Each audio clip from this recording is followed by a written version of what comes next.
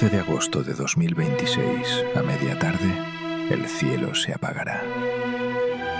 La luna se interpondrá entre la Tierra y el Sol.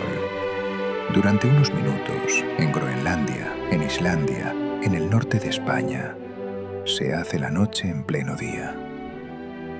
Pero casi 3 siglos antes de que la ciencia pudiera calcular este instante mágico y poco común, un compositor que empezaba a quedarse ciego escribió la música más oscura de su carrera y la llamó, literalmente, Total Eclipse. Esa música no habla de astronomía, habla de otra clase de oscuridad.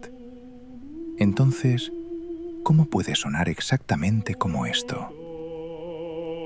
Londres, 1741. George Friedrich Händel tiene 56 años y acaba de terminar la obra que lo hará inmortal, El Mesías. Pero en lugar de descansar, se sienta de nuevo. En apenas unas semanas empieza una nueva obra, un oratorio sobre un hombre que lo ha perdido todo.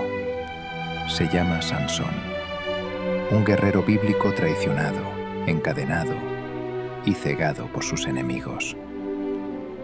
Händel no elige este tema por casualidad. Sus propios ojos empiezan a fallarle. Años después, la ceguera será real, definitiva e irreversible. Dentro del oratorio hay un momento que lo cambia todo. Sansón, ciego, prisionero, se queda a solas y canta. No es un lamento cualquiera. Es la descripción de un mundo que sigue existiendo, mientras él permanece encerrado en una noche que no tiene fin. El texto está basado en un poema de John Milton, otro hombre al que la oscuridad cubrió sus ojos con un manto negro para siempre. Esa historia de oscuridad personal convirtió esta profunda y espiritual aria en una de las piezas más desgarradoras del barroco. Se dice que, ya anciano y también ciego, el propio Händel no podía escuchar esta pieza sin emocionarse. Sansón abre la boca y no sale un lamento cualquiera. Salen 3 palabras que resumen su universo entero. Sin sol, sin luna, sin toda la alegre luz del día, canta Sansón.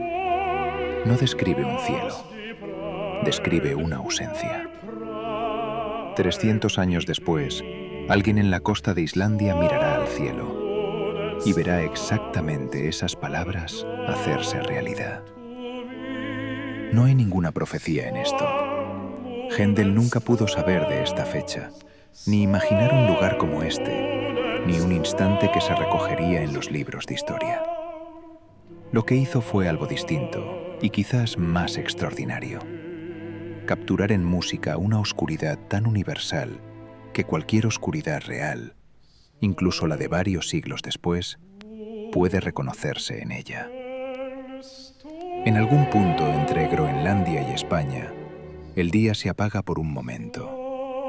El recuerdo de ese instante queda para siempre vivo en la memoria, al igual que esta hermosa aria. Una partitura de 1741. Un cielo de 2026. 2 oscuridades que nunca debieron encontrarse y que, por un instante, dicen exactamente lo mismo.